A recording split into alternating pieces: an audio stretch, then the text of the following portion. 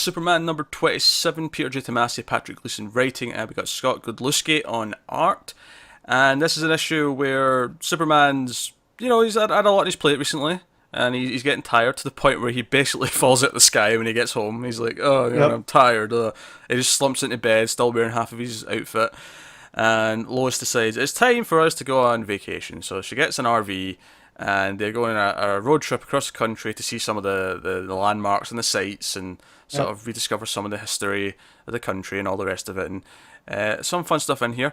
I do have to critique this issue a little bit, just because I like everything that it does, and I think all of it is absolutely perfect for the character of Superman. There was a point though where I felt like, okay, this is a bit much. Maybe just slow down a little bit.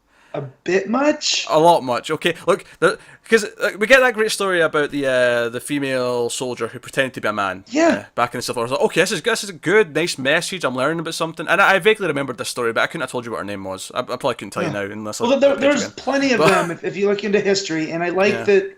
That's why Lois brings it up, because of course she would. It fits with her character, but Tomasi is a good writer, borderline great writer. He doesn't do heavy-handed nearly as well as Benjamin Percy does. Because so that was good. I liked that part of this shoot. And then they see the license plate with all the different religious symbols, and then they teach John about, oh, that means they can all coexist. I'm like, okay, all right, we're getting maybe too much messaging now. Felt like filler though, because she breaks down the coexist bumper sticker, which is a thing that you see all the time. Do you know what my problem is? It's kind of John seems like he doesn't know anything all of a sudden. Well, I just took that as that he's only used to Hamilton. So, of course, you're not going to see the coexist bumper stickers because they're all kind of the same. Sure, but I think there was a few times in this issue that it was him just asking questions. Like asking about graffiti. Like, oh, what's that? That was a weird moment. I was like, "What? He's 10, not he's not 4." Yeah. Because they're at that statue, the memorial statue, and it's on one of the soldiers, and then they're talking about Declaration of Independence and the amendments and all that, and it's like, oh, all the soldiers, they were dying. It's and Superman has to explain, no, they also took risks by standing up for their beliefs and blah blah blah. Yeah. And I'm a history nerd. I love American history. I love world history. And I feel there's a better way for Superman to explain it, even to John, even to his son. It felt very propaganda-y. It did. It felt like propaganda. I legitimately, especially, then we get to the last chunk of the issue, which is when this army vet who's in a wheelchair, they invite him to dinner, and one of the waitress doesn't want to serve him, and then he gets a job. That doesn't happen anymore. It's not born on the 4th of July. It just, it was so much. It felt like.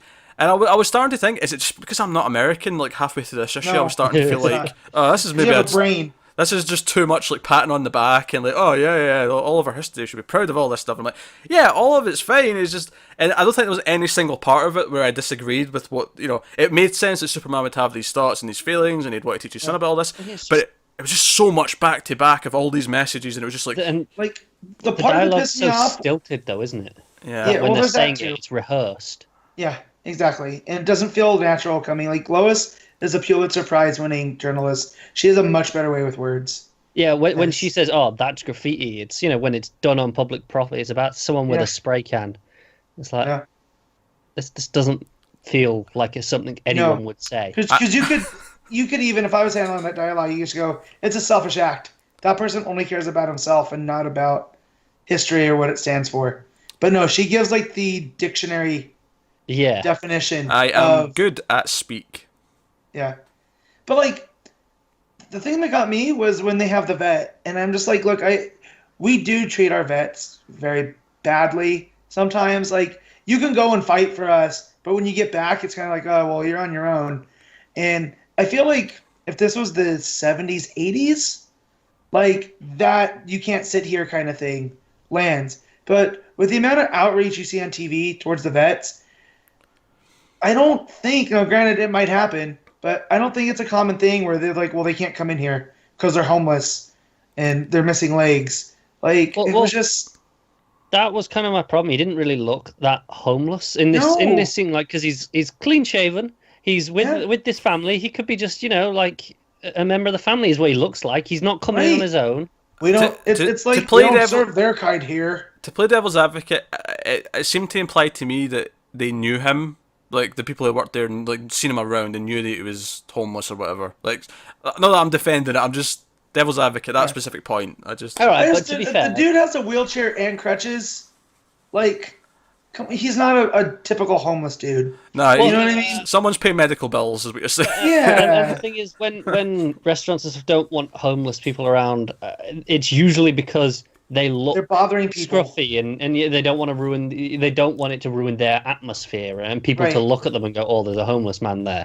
But this guy doesn't look homeless. Like I said, he's clean shaven. His hair back. He looks. And he was injured, sure. invited by the Kents. Like, he at this point he comes in with them. It's not like they saw him outside and were like, "Hey, invite him in." He walks in with them. Yeah, them not wanting to serve him and wanting to get out felt forced to make a point, and then Ugh. equally forced was the manager coming out at the end and like, "Oh, I want to offer you a job." It was like these are two extremes at opposite ends, and I don't know. The whole thing Again, it just felt like propaganda and not did. good propaganda. if it felt So- like it was all message with no story. But yeah, there's all message and nothing else. Like, And there's nothing wrong with any of the messages individually. It was just lots and lots of messaging with nothing else. yeah, It the was just, messages are good. it was just really clunky. Yeah, and Tomasi, we know Tomasi's better than that. Like, we've read the good issues, and I just kind of feel since post Reborn, he's been in a rough patch. Like, trying to integrate all of this type of stuff, just trying to get them to Metropolis. It feels the Black Dawn stuff and what was else post Reborn? Was that it? Just that, pretty much. Yeah. Yeah, and that was rough too. Like, we had talked about that, so. I don't know. I hope the next issue's better. That's all. Yeah. It's been a little bit rough patch. That's gonna be It's kind of made since this. Reborn. I feel like this arc's going to be a bit of a filler arc now, though. It feels Like, kinda because it's kind of all going to be these one shots in different cities, different monuments, and I feel like they're all going to be, what's the message of this monument? And there's not going to be any actual story. Is my concern. The fact is because they pack so much in this, and then it ends with Superman having to fly off because the league needs him for something. But he does it on the off time. Like, John's already in bed. Yeah. So I do appreciate that they're trying to get family time in. It feels like it's actually wrapped up. I actually feel like this is a one shot, except for the fact that it says it's part one of an arc. And I'm like, oh, okay. Yeah. Is it 3 or 4? Sorry? Is it 3 or 4 parts? I have no idea. Okay. So if it's 3, we might be in for a long haul of just really bad dialogue. But if it's 4, I can see him. This gets it out, and now we can focus on John and Lois doing like kind of some bonding if Superman's gone. Just because we haven't really got to see any of that. Like, we know like it's a mother-son type thing, but we haven't really seen them by themselves. That's it. It's obviously the last bit of dialogue is Supes flying off and says he'll be back for breakfast. Promise. And I'm like, okay, so he's not going to be there. Yeah. So are we allowed to have an issue of Superman without Superman? Are they going to let I that think so. happen? That'd be think kind of not. cool. I'd want that. I'd want it to be John and Lois, like you said. I think that could be Well, interesting.